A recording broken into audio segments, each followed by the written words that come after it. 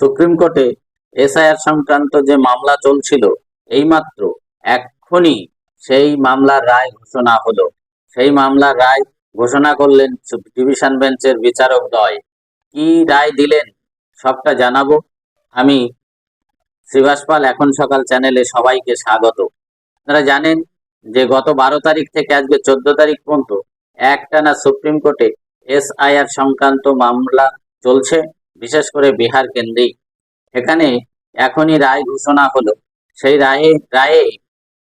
রায়ে বলা হয়েছে যে বিহারে যে 65 লক্ষ মানুষের ভোটাধিকার চলে গেছে, ভোট কেটে গেছে, তাদের নামের তালিকা নির্বাচন কমিশনারের ওয়েবসাইটে স্পষ্ট করে প্রকাশ করতে হবে এবং সেখানে উল্লেখ করতে হবে যে কি কারণে এই ভোটটা কাটা গেল। সে মৃত, না ট্রান্সফার, না ডবল ভোট, কি কারণে তার ভোটটা কাটা গেছে সেটা প্রকাশ করতে হবে ওয়েবসাইটে এবং প্রমিনেন্টলি পরিষ্কার করে প্রকাশ করতে হবে, যাতে দেখে সবাই বুঝতে পারে যে তাদের ভোট কি জন্য কাটা গেল। আরেকটা গুরুত্বপূর্ণ রায় দিয়েছেন, সেই রায়টা সবার ক্ষেত্রে প্রযোজ্য হবে। যে রাজ্যের জন্য এসআইআর হবে বা গোটা ভারতবর্ষে যদি এসআইআর হয়, তাহলে সে রায়টা সেখানেও কার্যকরী হবে। সেটা একটা গুরুত্বপূর্ণ নথি, সেটা হলো আধার কার্ড। আধার কার্ডকে মান্যতা দিতে হবে। এই এসআইআর এ আধার কার্ড মান্যতা দিতে হবে।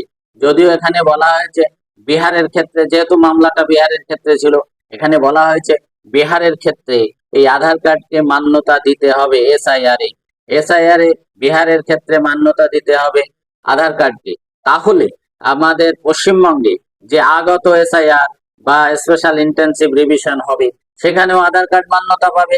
তা নাহলে আবার সুপ্রিম কোর্টের রায়ের বিরুদ্ধে সুপ্রিম কোর্টে আবেদন হবে যে আপনি তো রায় দিয়েছিলেন, এখন এখানে কেন অন্যতা হবে। সুতরাং এসআইআর এর ক্ষেত্রে আধার কার্ড যে মান্যতা পেল, সেটা সুপ্রিম কোর্টের রায়ে বোঝা গেছে। সুতরাং আমাদেরও নিশ্চিত কোটি কোটি মানুষ নিঃশ্বাস ফেলছেন যে আধার কার্ডকে মান্যতা দেওয়া হয়েছে। সুতরাং আধার কার্ড বৈধ নথি।